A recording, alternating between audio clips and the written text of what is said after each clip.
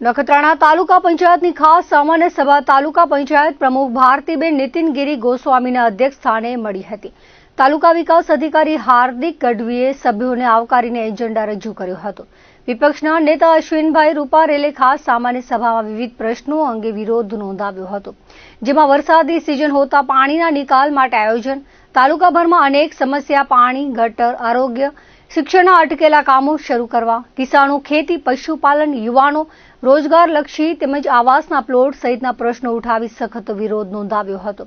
તાલુકા પંચાયતની સામાન્ય સભામાં અન્ય સભાની કાર્યવાહીની નોંધને બહાલી આપવા, ગત સામાન્ય સભાની ઠરાવોની અમલવારી સહિતના પ્રશ્નોનો સમાવેશ થતો હતો. નાયબ તાલુકા વિકાસ અધિકારી આરવી સોની, વર્ષાબેન જાની, જયવીરસિંહ જાડેજા, રમેશ ગરવા, જગદીશ આહિર સહિતના કર્મચારી ગણ ઉપસ્થિત રહ્યા હતા. સામાન્ય સભામાં 2 સમિતિની રચના કરવામાં આવી હતી.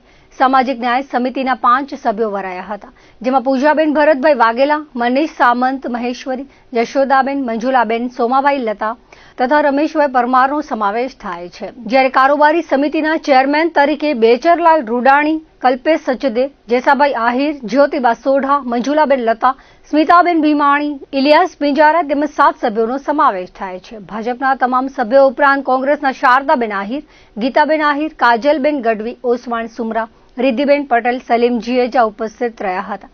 જોકે તાલુકા પંચાયત ઉપપ્રમુખ અને કારોબારી ચેરમેન બિનજરૂરી ચેમ્બર્સ ફાળવવા સામે કોંગ્રેસ દ્વારા તાળાબંધીનો કાર્યક્રમ હતો, પરંતુ ચેમ્બર્સને તાળા જ લાગેલા હતા, એટલે કાર્યક્રમનો ફિયાસ્કો થયો હતો. આ ટાંકણે પીએસઆઈ આરડી બેગડિયા સહિતના પોલીસ સ્ટાફ તૈનાત રહ્યો હતો. તો સામાન્ય સભામાં વિપક્ષના હોબાળા સામે અવાજ ઉઠાવવા અને કાયદેસર રીતે જે કાર્યવાહી થતી હોય તે કરવા તાલુકા ભાજપના હોદ્દેદારો, પ્રભારી પરેશભાઈ ભાનુશાલી વગેરે અગ્રણીઓ દ્વારા તાલુકા વિકાસ અધિકારી હાર્દિક ગઢવી પાસે રજૂઆત કરી હતી. સામાન્ય સભામાં લોકલક્ષી પ્રશ્નોને વાચા આપવા કહ્યું હતું. આજરોજ નખત્રાણા તાલુકા પંચાયત ખાતે ખાસ સામાન્ય સભાનું આયોજન કરવામાં આવ્યું હતું. જે બાબતે અને ખાસ સામાન્ય સભાની કઈ કલમ હેઠળ સભા બોલાવવામાં આવી છે એ બાબતે પ્રથમ અમે રજૂઆત કરવામાં આવેલ અને રજૂઆત કરતા સચિવશ્રી અને સભ્યશ્રી દ્વારા અને પ્રમુખશ્રી દ્વારા એવું જણાવવામાં આવ્યું કે તમારે લેખિતમાં જવાબ મળી રહેશે. પણ અમારે જે લેખિતમાં કાર્યસૂચિ આવી એ પ્રમાણે 1 થી 6 મુદ્દાની અંદર કોઈ પણ એવી બાબત કે કલમ દસ્તાવેજ ન હોય. અમે વારંવાર આ બાબતે રજૂઆત કરેલ અને છેલ્લે અમે અમારા સૌ 7 સભ્યો 1 તૃતીયાંશ બહુમતી હેઠળ ગુજરાત પંચાયત ધારાની કલમ 1993ની 122 હેઠળ અમે 7 સભ્યોએ ફરી એક ખાસ સામાન્ય સભાની રજૂઆત કરેલ છે અધ્યક્ષશ્રી અને તાલુકા વિકાસ અધિકારીશ્રીને કે તાલુકાની અંદર તાલુકામાં છેલ્લા 2.5 મહિનાથી તાલુકાનો વિકાસ ઠપ પડ્યો છે. તાલુકાની અંદર વરસાદની સિઝન છે, પશુધન માટે ઘાસચારો નથી, તેમજ વિવિધ રોડ, રસ્તા, ગટરના પાણીના કામો બંધ થયા છે.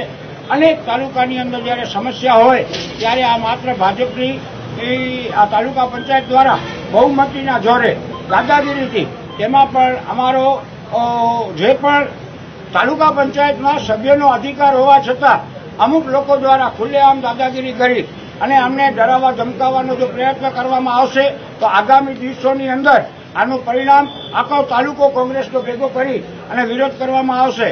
તાલુકા પંચાયત બંધારણ અને નિયમથી ચાલતી એક સંસ્થા છે. તાલુકાની અંદર જ્યારે વિકાસ કરવાનો હોય તો સત્તા પક્ષ અને વિપક્ષ એક પૈડાની 2 સ્તંભ છે, ત્યારે એ બંને પૈડા જો સાથે આવશે તો તાલુકાનો વિકાસ થશે.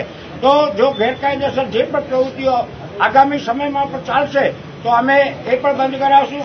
તાજેતરમાં અમારી ગણતરી હતી કે સભા પૂર્ણ થયા બાદ નીચે ઉપપ્રમુખ અને કારોબારીની ચેરમેન બાબતે અમે લેખિતમાં રજૂઆત કરેલી કે જો ગેરકાયદેસર હોય તો એને બંધ કરો અને નહીં તો અમને લેખિતમાં આપો કે આ કાયદેસર છે. જો કાયદેસર હોય તો અમે આગળ એની પ્રક્રિયા કરીએ. પણ એ લોકોએ કોઈ લેખિતમાં જવાબ આપેલ નથી. આજ રોજ અમે આવ્યા ત્યારે એ ચેમ્બરને તાળું હતું અને બંને નામો ઉપર પટ્ટી લાગેલી છે. તો અમે આ બાબતે અમારું તંત્રએ જે સાથ સહયોગ આપ્યો છે અને પોતે જ તાળાબંધી કરી છે એ બદલ અમે તંત્રનો ખૂબ ખૂબ આભાર માનીએ છીએ. બંધારણ અને નિયમ અને કલમો હેઠળ આ તાલુકા પંચાયત ચાલે તેવી અપેક્ષા સાથે જય હિન્દ, જય ભારત. અત્યારે અમે 7 સભ્યો કે કોંગ્રેસના, પછી ઓસમાણભાઈ સુમરા હોય, જીએજા, સલીમભાઈ હોય, રિદ્ધિબેન પટેલ છે, પછી ગીતાબેન આયર છે, શારદાબેન આયર છે અને કાજલબેન ગઢવી છે. અમે 7 સભ્યો જ્યારે પણ મિટિંગો હશે ત્યારે એક સાથે ભેગા થઈ રણનીતિથી આ સામાન્ય સભાનો અમે સામનો કરશું અને તાલુકાની પ્રજાને જ્યાં જ્યાં પણ આ લોકો ખોટું કામ કરતા હશે ત્યાં અમે એ બંધ કરાવવા માટે પ્રયત્ન કરશું.